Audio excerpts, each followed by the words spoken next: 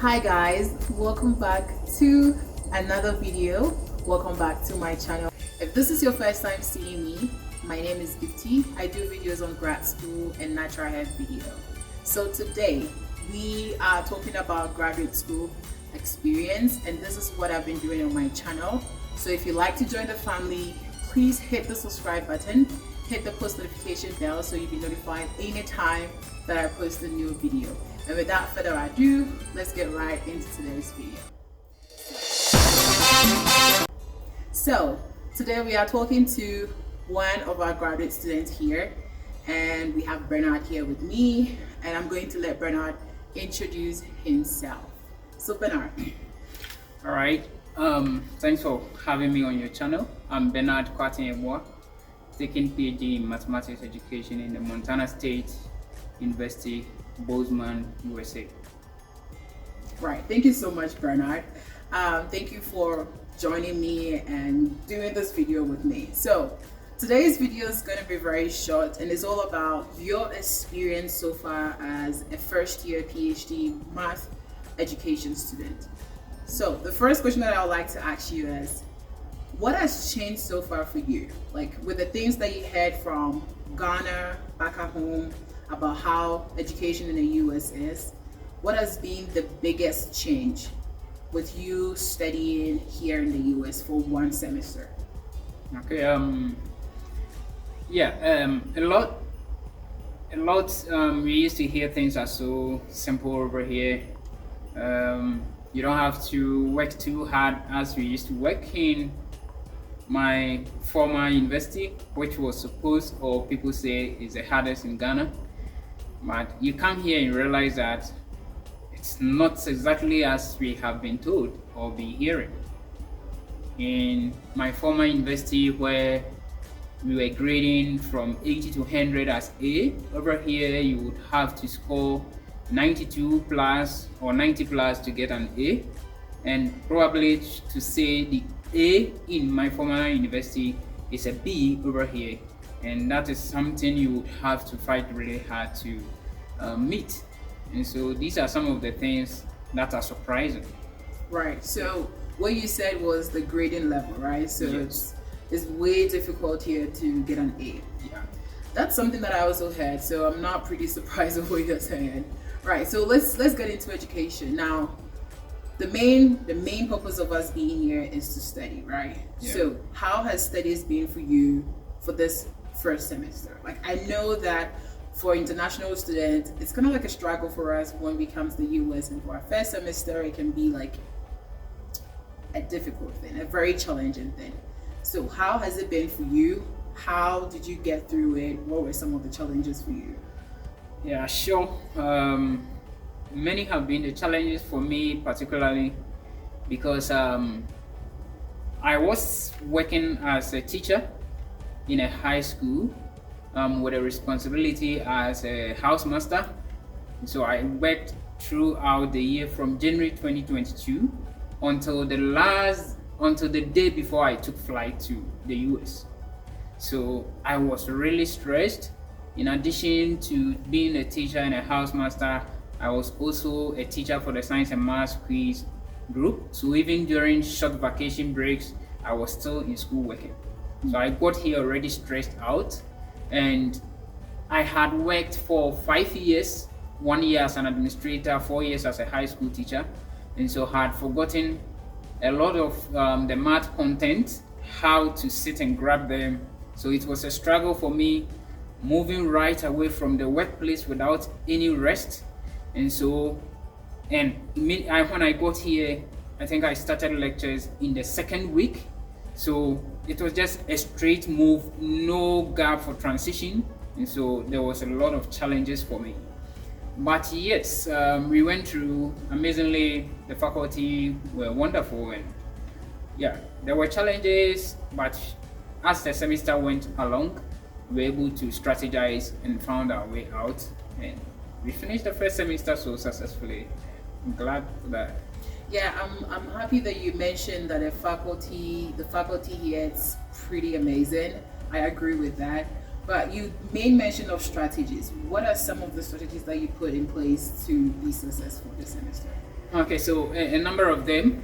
I think earlier, one of the mistakes I was thinking of, I thought of later that I realized I was committing earlier was trying to grab every content I was being taught in the classroom as I used to do in my undergrad study, and I realized that wasn't going to help because, yeah, by then I was 23, 24. Now I'm about 5 years more older than that.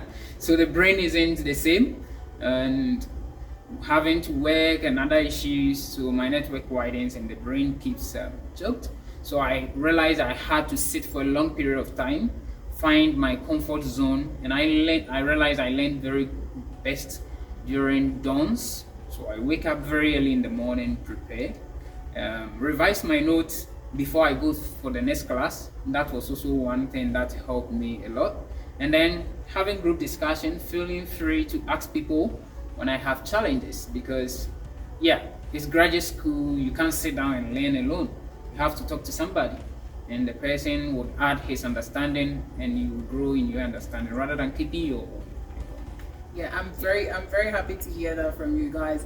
I cannot stop mentioning group work. Like, I'm a big believer of group work. Like, like you cannot survive in the US without being in a group, especially when you're doing graduate school. So what Bernard said is very true and it's very real. You have to talk to someone. You have to be in group, you have to talk to someone. Those are two different things. So talking to someone is different from being in a group and working as a group, right? So thank you so much for like sharing your strategy. I think one thing that you mentioned was studying in the dorm works for you. But mind you, you always have to find the time that works for you. It might be the afternoon, and in the afternoon might be the time that you have your class. So you might have to adjust your time every now and then to get comfortable with your schedule. And that's something that the US works with, schedule. Like, you don't always get what you want, right? So thank you so much, Bernard. Yeah. Now, one other thing that people are super concerned about in terms of education in the US is teaching, graduate teaching assistantship. I know for most of us, our scholarship would have to be around either you're teaching or you're doing research. So either you're in the lab or you're in the classroom teaching. How has it been for you? I know you had the opportunity to handle a class on your own. Some people get here and they have to handle a class together with some other people that have had the experience, so they don't really struggle. Yeah. Now you got here and you were given a full class to go and handle, and like, you're on your own, go and do it. How was it for you? First of all, how did your students treat you? Like, I know that's like one big major like challenge for like international students, like language barrier and all these like other things. Like, how did you handle teaching the class on your own with no one in there? Okay, thank you for that opportunity. I think my experience as a high school teacher really played a role over here. And as you can see, I needed to know my students, and so they influenced the way I speak a little, because I realized that if I should go the same way I used to speak English in Ghana, I'm going to have a challenge with communicating the mass content. And so in that case, I would have the language as the first challenge and the mathematics itself the second challenge. So I would end up not going anywhere or doing something better at the end of the semester. So I had to adapt. So in the beginning, I had to ask them the programs they were reading, the states they were coming from, and I started, most of the time when I mentioned something they were not getting, I'll have to write it on the board, ask one of them to mention, so that I take note of the accent, how it is pronounced, and how best they can get it if I pronounce it. And often when there were parts that they were finding it difficult to understand, I would kind of ask one of them who seemed to get it well to come in front and explain it to the rest. And yeah, some of the high school teaching strategies, I try to make my class lively, sometimes create some kind of comic reliefs, sometimes mispronounce some of the words, and I think they felt happy with that. They will laugh, and then we keep moving on. Sometimes tell them about Africa, and I did my best too. So yeah, those were some of the strategies I did adopt. Wow, that's pretty cool to hear. I didn't know that icebreakers work in the university. Yeah, it's really well. Yeah, that's something that you might want to adapt when you get the opportunity to be a GTA. Thank you so much, Bernard, for sharing with us the strategies that you use in your classroom. I think one of the questions that I'm going to ask you later on is the culture shock, and it might be related to like language barrier and all of that. But before we do that, let's get into life outside education. So yeah, we're here in the US. When people call you or test you about, oh, you're in the US, it's not about the education part, it's about the fact that you are in the US and you're chilling, right? Yeah. How has it been for you, life in the US as a person? Let's talk about entertainment, like how you de-stress and all of that. Sure. I've had a lot of change. I'm somebody who didn't like the idea of party, going out, visiting places. I'd rather stick to my laptop or be sticking to reading or revising my notes. But as I got here, there were many issues and many challenges I had. My credit card, getting locked up, having some money I had to use to do some things around locking up. So I was already stressed in addition to the stress of teaching from January to August. So I realized that I needed a place to release some of those stress. So I really had to take advantage of every opportunity I had. So my church was the first place. I visited them. I got this college group who are very nice. They started suggesting, hey, would you want us to go to Highlight? I said, oh, why not? I'll try. Then I went, so I visited a number of places and I loved that.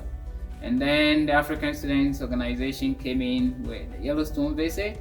And there are African students who are around who would also always want to find out how you are doing and then cheer you up, give you some encouragement on how to, manage through and survive throughout the semester. So these people were wonderful and made my time very nice. So yeah, the culture changes were there, but because of the support of friends around, we were able to manage through. Right. Yeah. I think one of the biggest takeaway from what you're saying is community, right? Of course. Now, you've heard me say group work, right? Teamwork and all of that. One other thing is to always find your tribe. When I say tribe, I don't mean, oh, I'm Ashanti, you are Ashanti. I mean people that you can talk to, people that can listen to you, not just talking to, right? So if it's an opportunity if you find people that look like you and you can talk to them, right? So I agree with you. I think most of us here are like, we are very grateful that we have this like large community that you can always go somewhere to let someone listen to your pain and all of that and at least try to help you out.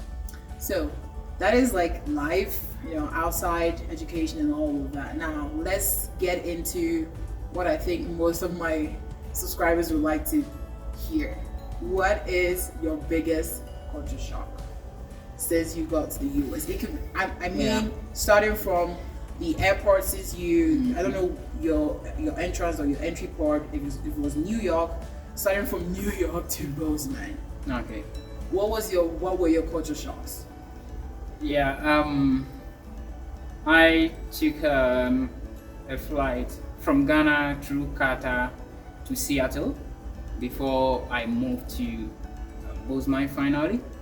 And I spent, I think, 7 hours in my layover from Seattle to Bozeman. So I spent 7 hours in Seattle airport. I was there alone. I felt hungry and I tried to buy something to eat. And I checked the menu and that was the first thing. Fortunately for me, probably, it was an African canteen. So there were some things familiar. So I realized that I think the best option for me was to go in for vegetables. So I took vegetable salad and then had to enjoy that for that 7 hours. And yeah, so right after that, and I didn't have anybody to talk to, and the network here wasn't working with what I used to do in my in Ghana, so communication was also not possible. So I was all alone on myself, and I managed to, by God's grace, reached Bozeman. And my colleague had already set in here a day before, so he came with one professor friend who received us to campus. And yeah, I think that was nice because I was just thinking about it, having to come meet, though I have offers from some African students like yourself who wanted to pick us up, but I think there were many offers, and I think that alone made me feel comfortable, because going somewhere and having a lot of people calling to kind of receive you and send you to where your destination, that was a great thing. Now, so I've talked about food a little, but let me talk a little more about that. In Ghana, I grew up in a community where it may be getting to the whole year and I've not tasted sugar. So when I got here, I went for one potluck at church, and I'm not saying their food has sugar. I'm just trying to say a potluck I enjoy, and it was soup, and I was like, okay, it's been a while since I tasted soup. Let me try this. And the soup contains sugar. I was like, wow, this is a new place indeed. And so I started trying new things, dining halls and parties and dinners, and realized that I would have to prepare most of the food I want if I really want to avoid most of the sugar and those canned and processed foods. So that was one of the shocks I felt here. I want to talk about the cold yet. I don't know. Maybe that will be another question for me to answer. Yeah. Right. So, like, thank you so much for walking us through like the shocks that you've had. I agree with you for the food. Like, it gets a little bit confusing when you walk to a restaurant or an eating place and you're not familiar with what's going on there. But yeah, I agree with you. Now, the last question that I'm going to be asking, actually, the last but one question is, how is Bozeman? I know there are some people that would love to come to Bozeman. First of all, let me say that Bozeman is a lovely place, and if you've watched any of my videos, you should see that by now, that Bozeman is amazing. We have amazing people here. It's almost like Ghana, where we have everybody is super nice, right? But how has Bozeman been for you? How has Bozeman treated you? Yeah, for me, I really love this place. For one thing, it's very quiet. As sometimes you see on television, places being very noisy, people are entertaining. I don't like such environments, but Bozeman is very quiet, and so that makes me love this place. And like you said, the people here are lovely, and yeah, at church, people will be just checking on you, finding out how your week went, how work is, how studies is. You get people saying, hey, if you need anything, I could help. Don't hesitate to reach out to me. If you need a ride, African students are here, community. Like, you don't see difference. Though you won't get everything to be perfect, sometimes you meet people who are kind of, but majority of them are so nice. And they are nice people. And I'm always glad to be with them. Right. Thank you. That's amazing. It's true. If you want to come to Bozeman, please check it out. There are a lot of, not Bozeman per se. If you want to come to Montana, there's like a lot of like universities that you can check out. Just Google that. Now, so the last question that we are going to talk about is, what would be your advice to people that are on this journey to live or study abroad, and specifically in the US? Two things that you like to tell people that are working their way to come and study in the US. So Bernard, what are the two things that you would tell the people that are coming after you, coming after us, whatever time that you watch this, to watch out for? Yeah, one thing I would make mention of is the fact that I saw this.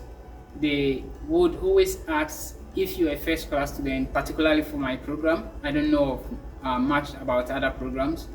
If you're not a first class student, they would not most of the time they won't give you the admission. And I was like, why?